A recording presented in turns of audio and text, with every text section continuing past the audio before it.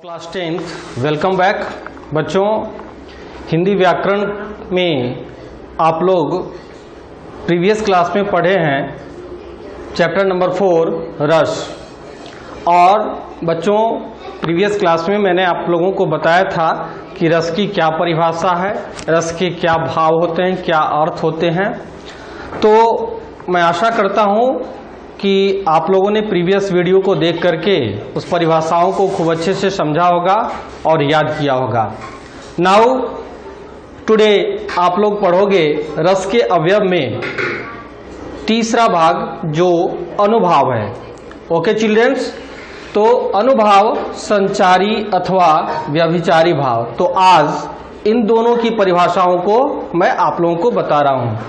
सबसे पहले बच्चों अनुभाव, क्योंकि आपने दो रस के जो अवयव हैं इसमें अस्थाई भाव तथा विभाव, इसकी परिभाषा को प्रीवियस क्लास में पढ़ा है। तो अनुभाव क्या होता है, आप इसे कैसे समझोगे, और परिभाषाओं को रटने की बजाय आप अगर उसको समझने की कोशिश करते हो तो वह आपको हमेशा के लिए याद रहेगा।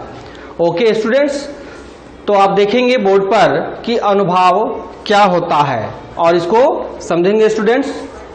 अनुभाव का क्या अर्थ है? तो अनुभाव का अर्थ है किसी भाव के उत्पन्न होने के बाद उत्पन्न होने वाले भाव।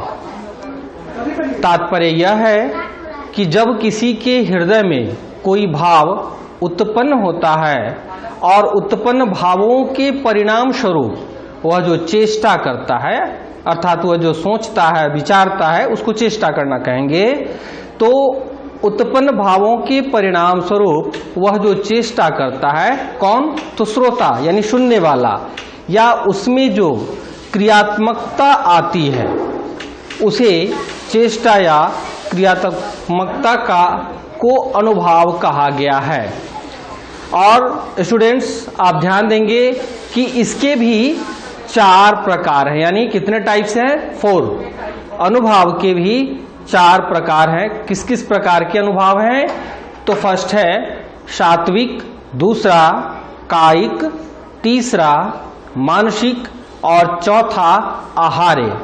ओके स्टूडेंट्स, तो ये इसकी परिभाषा थी कि अनुभाव क्या है और इसके कितने प्रकार हैं। तो इसके 4 प्रकार हैं। स्टूडेंट्स ये परिभाषा आप पढ़ रहे हैं रस के अंतर्गत, और रस की परिभाषा को मैंने पूर्व में बताया है। तो इसकी जो सटीक परिभाषा है अनुभाव का वह यह था। और अनुभाव के अर्थ में जैसे कि मैंने अभी आपको बताया कि किसी भाव के उत्पन्न होने के बाद उत्पन्न होने वाला भाव, अर्थात ये कि कोई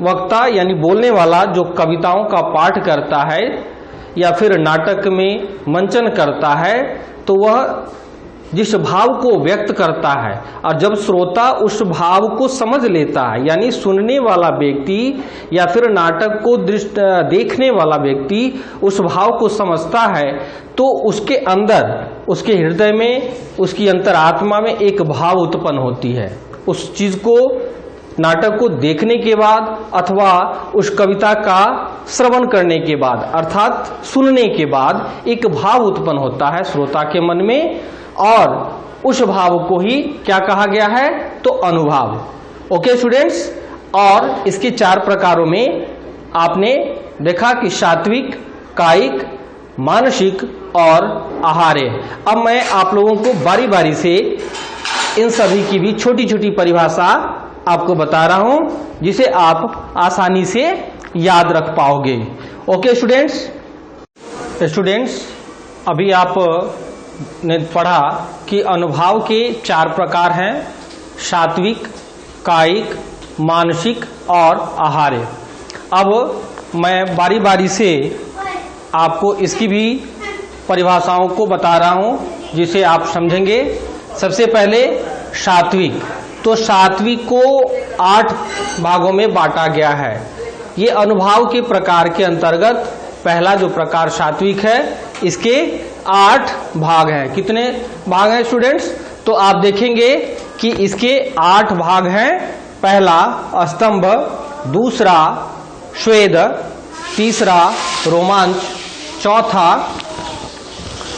स्वरभंग, पांचवा कंप, छठा विवर्णता, सातवां अश्रु और आठवां प्रलाप। तो बारी बारी से मैं बता रहा हूं ये स्तंभ क्या है। तो स्तंभ है शरीर की गति का रुक जाना। स्टूडेंट्स, आप देखेंगे और आपने अनुभव किया होगा कि जब किसी कविताओं को आप सुनते हो और उसके भाव, उसके अर्थ आपकी समझ में जब आता है, तो या फिर कभी कभी किसी नाटक को देखने के बाद या फिर किसी मूवी को देखने के बाद आपने अनुभव किया होगा कि आपकी शरीर की जो गति है, यानी आप कुर्सी पे बैठे हो, आपके बगल में और लोग बैठे हैं, या फिर घर में आप बैठे हो, नाटक को देख रहे हो, या फिर किसी कविता का श्रवण कर रहे हो, किसी कविता को सुन पा रहे हो और अचानक से आपकी शारीरिक प्रतिक्रिया पहले कुछ और है, आपके पांव हिल रहे हैं या फिर आप कुछ और कर रहे हो, उधर देख भी रहे हैं या सुन रहे हैं, लेकिन अचानक से ऐसा अनुभव होगा कि उसको सुनने के बाद, उस कविता को सुनने के बाद जो रस आपको प्राप्त होता है, जो एक आनंद सी प्राप्त होता है, लेकिन उस आनंद का प्रकार कैसा? तो स्तंभ, यानी शरीर की गति आपको थोड़ी देर के लिए विचार करने पर मजबूर कर देगी। आप जो कुछ अन्य काम कर रहे हो तो आपके पांव अचानक से स्थिर हो जाएंगे या फिर आपकी शारीरिक जो प्रतिक्रिया है उसमें बदलाव आ जाएगा। ओके स्टूडेंट्स, सेकंड पॉइंट जो मैंने बताया कि स्वेद, तो स्वेद का अर्थ क्या है? तो स्वेद का अर्थ है पसीना आ जाना। ओके स्टूडेंट्स, स्वेद का क्या अर्थ होता है? स्वेद का अर्थ होता है पसीना आ जाना। तो कभी कभी ऐसा अनुभव किया होगा कि कविताओं को सुनने के बाद जो भाव उत्पन्न होगा तो ऐसा लगेगा कि आप उसको सुन करके या फिर नाटक को देख करके हमारे शरीर में पसीने से आ जाते हैं। यह क्या है? यह भी एक प्रकार का रस है, लेकिन किस रस में भी कौन सा प्रकार? तो अनुभाव के अंतर्गत स्वेद प्रकार। ओके स्टूडेंट्स, नेक्स्ट है रोमांच। तो रोमांच कहने से ही है क्या है? रोए खड़े हो जाना। कभी कभी ऐसा होता है कि अगर किसी मार्मिक दृश्य को आप देख रहे हो जो दर्दनाक हो, जिसमें दर्द भरा हो, और ऐसे दृश्य को जब आप देखते हो तो क्या होता है, या फिर ऐसी कविताओं को जब आप बड़े गौर से सुनते हो, उसका भाव जैसे ही आपकी समझ में आता है तो शरीर के रोए खड़े हो जाते हैं। ओके स्टूडेंट्स, नेक्स्ट है स्वरभंग। स्वरभंग का अर्थ है स्वाभाविक रीति से आवाज न निकलना। पहले आप बातचीत कर रहे होते हैं, आप किसी दृश्य को भी देख रहे हो, नाटक के दृश्य को देख रहे हो या फिर कविता को सुन रहे हो, लेकिन अचानक से क्या होगा कि आप उस समय किसी अन्य से बात भी कर रहे हो, जो आपके अगल बगल में बैठे हो, आसपास में जो व्यक्ति बैठे हैं, परिवार के सदस्यगण हो अथवा आपके मित्रगण भी हो सकते हैं। तो कोई भी सदस्य है या मित्रगण है, आप उनके साथ कविता को सुन रहे हो या फिर नाटक को देख पा रहे हो, तो बातचीत आपकी चलती रहती है, छोटी छोटी बात, टॉपिक से संबंधित, किसी अन्य विषय वस्तु से संबंधित। लेकिन जैसे ही आप उस दृश्य को देखते हैं और अचानक से क्या होता है कि आपकी आवाज बंद हो जाती है, आपका पूरा ध्यान केंद्रित हो जाता है कहां? तो उस दृश्य की ओर। कहां? तो उस कविता की तरफ, जो कविता आप सुन रहे हैं और सुनने के पश्चात आपके अंदर ये भाव उत्पन्न हुआ है। ओके स्टूडेंट्स, नेक्स्ट है कंप। और कंप शब्द का क्या अर्थ होता है? तो कंप शब्द का अर्थ होता है शरीर का कांपना। कभी कभी ऐसा भी दृश्य आप देखेंगे मूवी में या फिर आप कविताओं को सुनेंगे तो आपके अंदर एक भाव उत्पन्न होगा, जिसमें क्या होगा कि ऐसा अनुभव होगा कि आपका पूरा शरीर कांप उठा। ठीक है, आपका पूरा शरीर कांप उठा कि अरे ये क्या है, ये कैसा है, ये कैसे हुआ। इस तरह के प्रश्न, अनेकों प्रश्न आपके चित्तवृत्ति में, यानी आपके हृदय में, आपकी अंतरात्मा में स्वाभाविक रूप से उतर जाएगी और आप सोचने के लिए मजबूर होगे। किस बस? उस भाव के कारण, उस रस के कारण। ओके स्टूडेंट्स, नेक्स्ट है विवर्णता। तो विवर्णता का क्या अर्थ है? चेहरे का रंग बदल जाना। कभी कभी ऐसा भी होगा कि कुछ ऐसे दृश्य होंगे, कुछ ऐसे भाव होंगे कविताओं के द्वारा कि आपका चेहरा बिल्कुल एकदम सा स्थिर पड़ जाए, अचानक से लगे कि एकदम गर्म हो गया, चेहरे का रंग बदलना। एक मुहावरा भी है एक्चुअली में वास्तविकता तो यह कि चेहरे का जो रंग है हमारा आपका सभी का वही रहता है, लेकिन यहाँ पर मुहावरा का प्रयोग किया गया, चेहरे का रंग बदल जाना, अर्थात आपका जो चेहरे का भाव होगा, चेहरे पर पहले कुछ और अब कुछ और, ऐसा अनुभव आपको होगा, जिसे कहा गया है क्या, विवर्णता। ओके स्टूडेंट्स, नेक्स्ट है सात्विक के अंतर्गत अश्रु। और अश्रु शब्द का क्या अर्थ है? तो बच्चों अश्रु शब्द का अर्थ होता है आंसू, ठीक।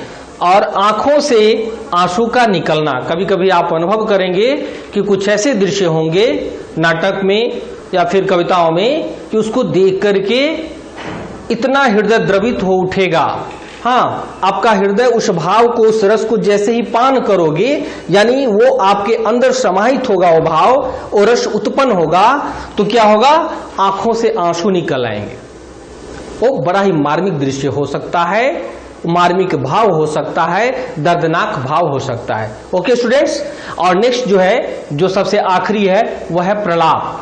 और प्रलाप का क्या अर्थ है? तो प्रलाप का अर्थ है शुद्ध बुद्ध खो देना, अर्थात ये कि जब दृश्य को हम देखते हैं, कविताओं को सुनेंगे और उस तरह का भाव होगा, उसमें ऐसा रस होगा जो प्रलाप कर देता, मतलब कहने का कि आप उस पर विचार करेंगे, अरे ये कैसे हुआ, ऐसा नहीं होना चाहिए, ये गलत है। इस तरह के भाव जब उत्पन्न होते हैं और आप दया की कामना करने लगते हैं कि नहीं नहीं ऐसा हो, ये गलत है, या ऐसा नहीं हो, दया होना चाहिए, यहाँ पर एक दया का भाव आपके अंदर जब उत्पन्न होता है, उसको कहा जाएगा प्रलाप। ओके स्टूडेंट्स, तो आपने अभी पढ़ा अस्थाई भाव, विभाव, अनुभाव के भाग को पढ़ रहे हैं। और अनुभाव के अंतर्गत जो 4 प्रकार है अनुभाव के, सात्विक, कायिक, मानसिक, आहार्य, इसके अंतर्गत सात्विक और सात्विक के जो 8 प्रकार हैं, ये जो 8 प्रकार हैं, इसे आप पढ़ रहे हैं, ये आपका यहाँ पर कंप्लीट हो जाता है।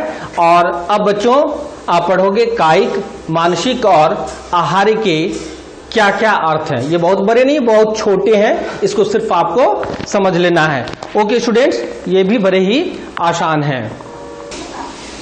और स्टूडेंट्स, अब आप अनुभाव के प्रकार के अंतर्गत कायिक, यानी कायिक जो अनुभाव के प्रकार हैं, ठीक है। तो कायिक, अनुभाव के प्रकार के अंतर्गत कायिक, और इसकी क्या परिभाषाएं हैं, किसे कायिक कहा जाता है, आप इसे समझोगे। तो कायिक ये शरीर के अंगों की कृत्रिम चेष्टाएं होती है। मतलब यह कि जब आप नाटक को देखोगे या फिर कविताओं को जब आप सुनते हो, तो आपके जो शरीर हैं, हाथ पैर चेहरे, तो आपकी जो शरीर है इसकी कृत्रिम चेष्टाएं होती। कृत्रिम का अर्थ होता है बनावटी, जो वास्तविक नहीं है, बनावटी है। मतलब यह कि हम किसी चीज को सुन रहे हैं, किसी कविताओं को सुन रहे हैं, और जो भाव आ रहा है आपके अंदर, उससे जो रस उत्पन्न हो रहा है, उसके कारण आपके अंदर जो भाव आ रहे हैं, तो आपके शरीर की कुछ चेष्टाएं होंगी, आपका शरीर अचानक कुछ करेगा। जैसे मैं एक छोटा सा उदाहरण आपको दे रहा हूं, जैसे किसी संगीत को आप सुन रहे हो या कविताओं को सुन रहे हो, किसी भजन को सुन रहे हो, और अचानक से आपके जो उंगलियां हैं वह, जो आप कुर्सी पे बैठे हो या आप कहीं बैठे हो, तो आपकी उंगली खुद ब खुद जो है, जैसे तबले पे बजती है, उंगलियां बजाते हैं तबला बजाने वाला, तबला वादक, उस प्रकार से हमारी उंगलियां खुद ब खुद एक्टिव हो जाती है, यानी एक क्रिया रूप में, एक कार्य के रूप में गतिशील हो जाती है। तो ये हो गया क्या, शारीरिक कृत्रिम चेष्टाएं, यानी न चाह करके भी बनावटी। हम बजा तो नहीं रहे हैं, लेकिन कभी कभी आप देखेंगे कि आपके जो पांव हैं वह थिरकने लगते हैं, पांव को हम उठाते हैं, फिर जमीन पे रखते हैं, फिर उठाते हैं, फिर रखते हैं, इस तरह का बार बार अगेन एंड अगेन हम लोग दोहराते चले जाते हैं। ओके स्टूडेंट्स, तो फिर देखेंगे कि मानसिक अनुभाव के प्रकार के अंतर्गत जो तीसरा है प्रकार वह है मानसिक। और मानसिक का क्या, मानसिक की परिभाषा है, तो मानसिक में ये मन की वृत्ति, वृत्ति कहने का मतलब सोच समझ, तो ये मन की जो वृत्ति से उत्पन्न होता है। मानसिक कहां से होता है, मानसिक कहने का अर्थ है कि जो भाव उत्पन्न होगा इसमें आपके अंदर, वह कहां, तो आपके मन की वृत्ति से उत्पन्न होते हैं। जैसे आमोद प्रमोद, यानी किसी चीज को किसी कविताओं को सुनने के बाद, नाटक को देखने के बाद आमोद प्रमोद कहने का मतलब आपका मनोरंजन हो, आपको खुशी महसूस हो रही है, आप आनंद ले पा रहे हो, ऐसे रसों को अनुभाव के प्रकार के अंतर्गत मानसिक कहा गया है। ओके स्टूडेंट्स, नेक्स्ट है आहार्य। तो आहार्य शब्द का क्या अर्थ है? कृत्रिम वेश। कृत्रिम का अर्थ हो गया बनावटी, यानी, और वेश का मतलब क्या हो गया? रूपरेखा। बनावटी रूपरेखा यानी जो वास्तविक है उसमें बदलाव आ जाना, उसको बदल लेना।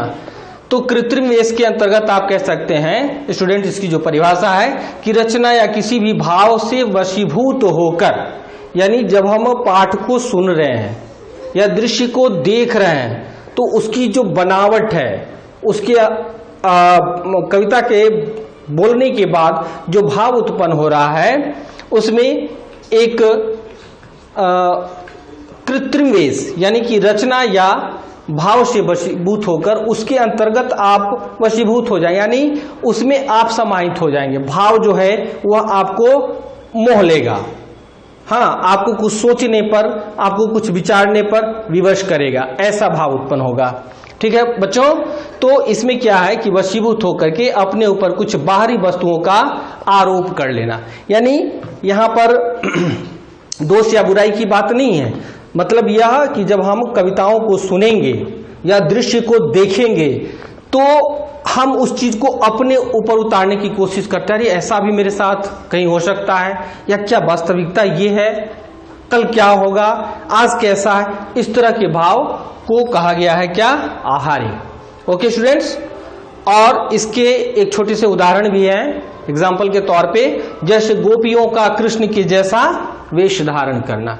यानी गोपियां जो कृष्ण के भक्ति में, कृष्ण के प्रेम में पूरी दीवानी हो चुकी थी, पागल बन चुकी थी, तो गोपियों ने क्या किया था कि कृष्ण जैसे कृष्ण थे उनके अनुसार मोर पंख लगा लेना, उनके जैसा वस्त्र धारण कर लेना, ये चीज। तो ये क्या कहलाता है? ऐसा उदाहरण है जो आहार्य का उदाहरण है। आहार्य यानी अनुभाव रस के अंतर्गत आहार्य का। ओके स्टूडेंट्स, और अब आप देखेंगे कि आपका यहाँ पर अस्थाई भाव, विभाव, अनुभाव, संचारी अथवा व्यभिचारी, ये दोनों एक ही हैं। तो इसमें से अस्थाई भाव, विभाव और अनुभाव ये कंप्लीट हो चुके हैं, और अब जो पॉइंट आपको पढ़ना है वह संचारी अथवा व्यभिचारी भाव। ओके स्टूडेंट्स,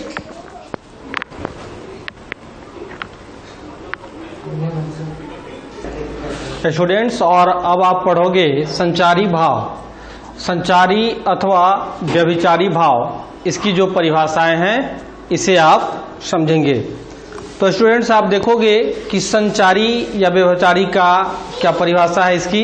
तो संचारी भाव मन के चंचल विकार है, यानी यह एक ऐसा भाव है जो हमारा मन, हृदय है वह बड़ा चंचल होता है, और कभी कभी जब किसी दृश्य को अथवा कविताओं को सुनने के बाद हमारे मन में जो एक चंचलता से उत्पन्न होती है, ऐसे भाव है, और ऐसे भाव को संचारी अथवा व्यभिचारी कहा गया है। तो संचारी भाव मन के चंचल विकार है। यानी एक प्रकार से कहें कि यह दोष है। कैसा? तो मन का। मन के किस दोष का? तो चंचल होना, क्षण में कुछ और सोचना, क्षण में कुछ और सोचना। तो चंचल विकार है जो आश्रय के मन में उत्पन्न होता है। ओके स्टूडेंट्स, और इन्हें ही व्यभिचारी भी कहा जाता है। मतलब यह कि संचारी अथवा व्यभिचारी दोनों एक हैं। और आप देखोगे बच्चों कि ये अस्थाई भाव से भिन्न है, क्योंकि अस्थाई भाव आश्रय के मन में आरंभ से अंत तक बना रहता है। यानी जिस समय शुरुआत होती है, जब उस दृश्य को देखता है देखने वाला या फिर कविताओं को सुनता है, तो ऐसी स्थिति में क्या होता है कि आरंभ से अंत तक बना रहता है, जबकि संचारी भाव का विकास किसी अस्थाई भाव के कारण होता है। मतलब यह कैसे उत्पन्न होता है? तो यह उत्पन्न होता है किसी अस्थाई भाव के कारण ही उत्पन्न होता है। ओके स्टूडेंट्स, और आप देखोगे कि संचारी भाव असंख्य है, किंतु आचार्यों ने इसे, यानी बड़े विद्वानों ने केवल और केवल मात्र 33 यानी 33 को ही इसमें प्रधानता दी है। ओके स्टूडेंट, तो यहाँ पर आपका हिंदी व्याकरण चैप्टर नंबर 4 रस के अंतर्गत ये सभी भाव, अस्थाई भाव, विभाव, अनुभाव, संचारी भाव या व्यभिचारी भाव यहाँ पर आपका खत्म होता है। आशा करते हैं कि आप इसे खूब अच्छे से समझोगे और इससे संबंधित जो प्रश्न मैं आपको होमवर्क में दूंगा उसे आप सॉल्व करोगे। Okay students, thank you all of you.